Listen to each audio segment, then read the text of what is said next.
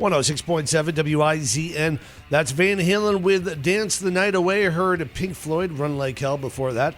Joe Vega taking you through your Wednesday rock and ride home. And I'm joined now by Ben Barry from Martin, Harding, and Mazzotti. Hello, Ben. Hello, Joe. Thanks for having me on. Yeah, no problem. I got a pretty serious question for you this time. So this weekend I was on YouTube. I was watching this video on YouTube where this guy had a jetpack. You know, so the jetpacks are a thing now. You can fly around like Boba Fett or Rocket Man with a basically engine strapped to your back, and they actually work, and I think it's the coolest thing in the world, and I want one really badly.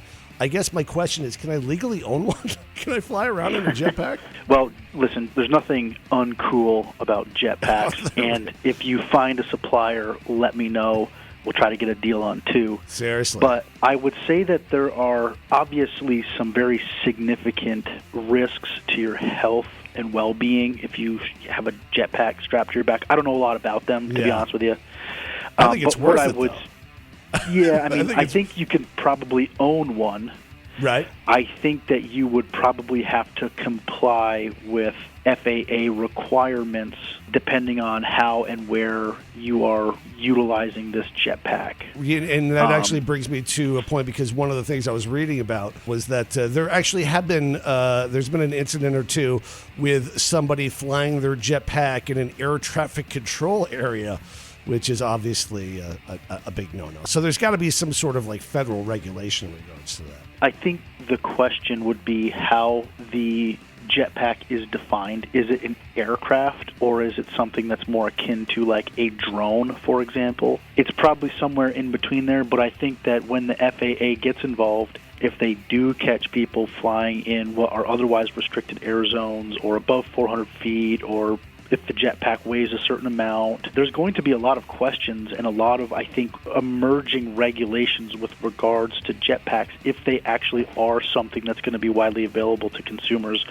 or you've got garage scientists putting these things on and flying around where planes would be traveling, or there's an traffic controller losing his mind because of, somebody with a jetpack on flies past the tower. That's really problematic, and I think that the federal government is going to find those people. They're going to levy some significant fines, whether or not they're lawful or not. I don't know. That would have to play out in the court system, but it's not going to prevent the feds from finding these people. But the reality of it is that the legislature will develop a plan for this federally, and probably there's going to be some state regs as well that will follow. So, but I want one. What you're saying right now, there's some gray area legally, and now's the time to get a jetpack?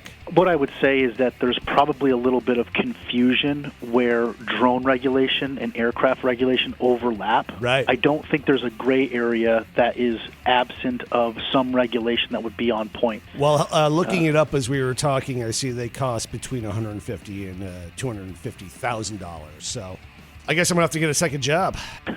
A second job, and you're going to have to find some land to fly it on. Yeah, right. You'll need a helmet for sure. Yeah, because a helmet's definitely going to save you if you crash in one of those things. All right, thank you very much. Ben Barry from Martin, Harding, and Mazzotti. Thanks, Joe. Remember, you can call Ben at any time at 1-800-LAW-1010 or go online to 1-800-LAW-1010.com. Mel Allen's taking over from here. He's got the Rolling Stones and Styx coming up.